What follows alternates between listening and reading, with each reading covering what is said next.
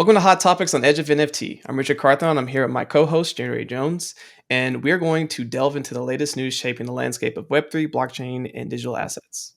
Coming up, we are going to discuss Stripe's acquisition, SEC priorities for 2025, Saylor's philanthropy, and Ape Chain's surge. It's another production of the Edge of Company, a rapidly growing media ecosystem empowering the pioneers of Web3 tech and culture. Let's dive in. Crypto Potato is reporting that fintech giant Stripe has just acquired the stablecoin platform Bridge for a record-breaking $1.1 billion. This marks the largest acquisition in the crypto industry to date and a significant increase in Bridge's valuation, which was at $200 million earlier this year. This is yet another milestone we've seen this year, marking broader crypto adoption. Richard, what do you think this means for the general public and the crypto market?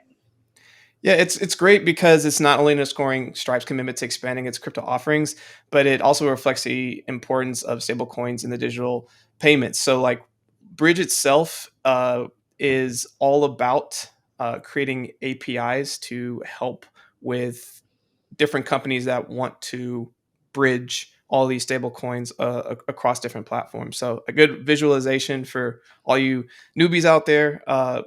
Think of them as islands. So you have an Ethereum island, Solana island, and even let's say Binance. And to be able to put these stable coins across each one, you need a bridge to be able to go from each one. And so the company Bridge literally does that. And so Stripe saw that as an opportunity to get more involved with these different payment solutions. Of course, you've heard of like PayPal and how they have PUSD, and they have been going heavily into stablecoins. And Stripe saw that as like, we need to keep up. We need to make sure that we're also competing. So they have done the strategic acquisition to be able to do that, and even have the PayPal's stablecoin on top of it as well. So I think this is really good for when we look at how we keep bridging Web 2 to Web 3. How do we make it more accessible for companies that want to do business from one another? Like even the idea of going from USDC, aka like a stablecoin in US dollars, over to euros or over to the Australian dollar, etc. This type of acquisition and the technology in this company makes that a lot easier, a lot more accessible, and a lot cheaper than having to go to a lot of other bridges that are out there. But generally, what do you think this integration is going to help with? Well, I think it's nice that it goes back and forth. So not only did Stripe acquire Bridge, but now you can pay and get cryptocurrency using Stripe through Bridge. And so it's just showing that the market is talking to each other more than ever. But at the same time, as we'll talk about in our next topic, stablecoins are under fire a bit, right? They're not in the most stable position based on the SEC's priorities, which they just announced for 2025, which we're going to talk about next. Yeah, so let's talk about it a little bit more. So this week, the SEC announced that cryptocurrencies will remain a priority in their examination process for 2025. This includes a specific focus on spot Bitcoin and Ethereum exchange traded products following their recent launch. What are your thoughts on this? And what do you think are the implications for this announcement and what's happening in the crypto market generally? I mean, I think it just adds to the confusion, because the SEC's decision to prioritize that is just more mixed messages. They seem committed to regulating this sector, but mostly by enforcement and not by changing with the times to reflect how business is done now. They approved the spot Bitcoin, they approved the EFTs, but they're continuing to sue companies. So it's confusing for people. And I think it adds not to investor confidence, but I think it kind of destabilizes the whole Web3 and crypto industry that is springing up so many businesses now in the US, and maybe is an incentive for companies to go to Europe or other places or Latin America. So what's the upside for the company or the consumer for it to be located in the United States? Yeah, I think that's an interesting point, and I do think it will drive builders to go overseas. But I also think it is a necessary move forward in that just the pure scale of the amount of tokens that have come out over the last several years. So I got back in the industry in 2018, and at the moment there was like somewhere between 2 and 3 thousand tokens. If you go on Coin Market Cap right now, there's like over a million. So like again, 90, these are all blockchain startups. Most Yeah. startups fail. 90% are going to fail. So there's like potentially 900,000 different projects out there that most likely will fail. But even for the 100,000 that are still there, a good chunk of them are probably still uh, figuring things out as well. So there needs to be some things put in place to protect end consumers that are coming into this space that don't know better. But also, it will stifle innovation and it will drive people to not even want to deal with the US and having to deal with the SEC and just purely go overseas. And I think until regulation is clearly stated for how the US is going to react to crypto, the interest and where world money is being poured in is going to continue to stay overseas. Well, it makes a lot of sense because, again, mixed messages, and then everybody's a little unsure of what's going to happen in 2025 if those priorities will change. Do you really think that a different person running the SEC would radically change policy? I don't know whoever holds the helm will have such a drastic change as it relates to crypto. I think it has everything to do with the administration running things. But regardless of what shakes out in about 2 weeks, there's going to be more emphasis on what the future of crypto looks like here in the US. And I'm just ready to get on the other side of that and we can see what next steps are. I just it's time for us to start progressing over here in the West on how we're going to regulate crypto, and the faster that comes, the quicker companies can make larger decisions. Well, let's turn our attention to Michael Saylor, co-founder and executive chairman of MicroStrategy. He recently announced on a podcast his intention to donate all his Bitcoin wealth to humanity. So, Richard, what do you think about this? Those are big statements. Humanity is, I don't know whose wallet that goes into. Yeah, it's But we're seeing this, we just heard CZ get out of jail and he said he's going to do philanthropy and bigger projects.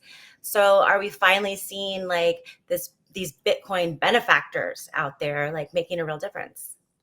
Yeah, I see this as two prone. Obviously, Michael Saylor is the face of Bitcoin maxis in a lot of ways, and just moving the crypto narrative forward. And I just see this as like, take the word crypto out and just like Michael Saylor is doing very well, and he's running a fund that's doing extremely well.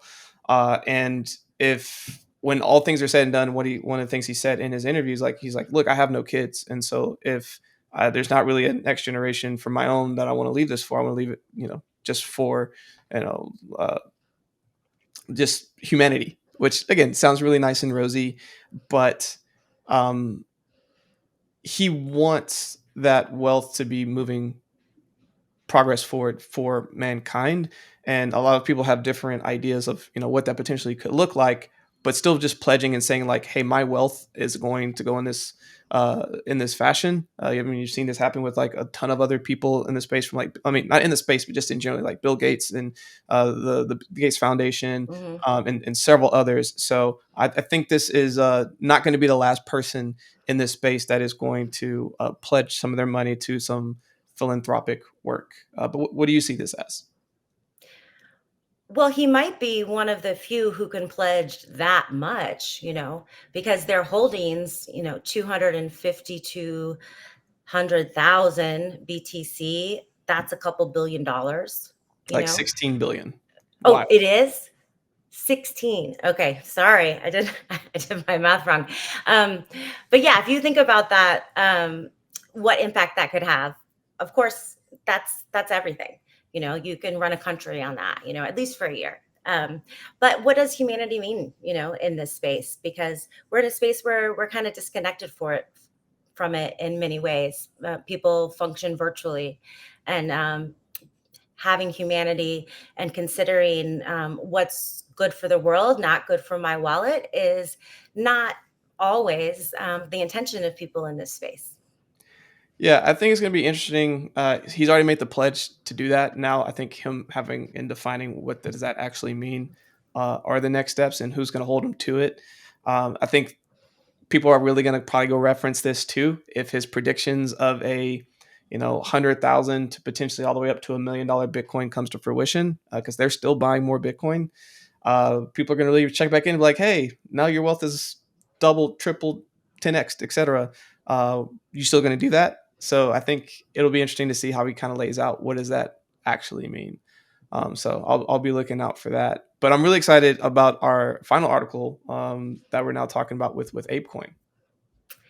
Yeah, they had a recent surge in ApeCoin and board a yeah, they had a recent surge in ApeCoin and Board Ape Yacht Club, their NFTs following a launch of ApeChain, Yuga Labs Ethereum Layer 3 network. The Ape token has more than doubled in value, while the BAYC NFTs have also seen significant price increases.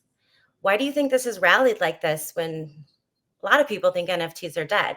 We don't, of course, at Edge NFT, but we haven't seen those same values in the market.